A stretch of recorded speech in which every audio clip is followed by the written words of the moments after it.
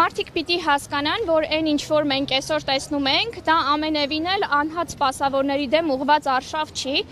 դա նպատակաուղղված հերթական քայլն է հայոց ազգային ինստիտուտները խարխրելու ու հայոց հիմնասյուներից մեկին է ուղղված հիմա այդ արշավը, հայ առաքելական Սուրբ եկեղեցուն, որ դարեր շարունակ պահպանել է մեր ինքնությունը։ Ակնհայտ է ընդամենը ադրբեջանական մամուլը, ադրբեջանական ներկայիս հաղորդագրությունների մակերեսային դիտարկումը անգամ ակնհայտ է դարձնում, որ այս արշավը մեր իշխանությունների կողմից թելադրվում է թուրք-ադրբեջանական տանդեմի կողմից։ Դրա համար մարդիկ պիտի հասկանան, որ այսօր եկեղեցու կողքին չկանգնելը, իշխանություններին չասելը, որ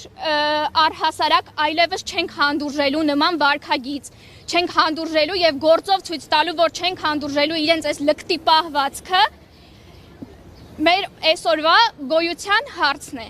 Եթե մարդիկ հիմա դուրս չգան, այդ համացանցային տիրույթից դուրս իրենց տեսակետը չարտահայտեն եւ չպաշտպանեն հայ առաքելական եկեղեցին, վաղը հնարավոր է մեր գոյության հարցը դրվի ու ինչ ենք անելու, էլի ուղղակի սպասելու ենք, թե մեզ ոնց են ոչնչացնելու։ Այս իշխանությունները գործում են մեր թշնամիների հետ հավասարապես նույն ծրագրով ոչնչացնելու մեր ազգային ինքնությունը։ 20 թվականին այդ մասին էինք խոսում, դրանից հետո էլի էինք այդ մասին խոսում, այսօր էլ հասկանալի չի, որ դա այդպես է։ Ակնհայտ է այս ամեն ինչը ու չտեսնելը, անտեսելը, այս պահին չգործելը եւ այս իշխանություններին անհապաղ չհեռացնելն ու չդատելը իրենց հանցագործությունների համար արդեն մեր կողմից է հանցագործություն։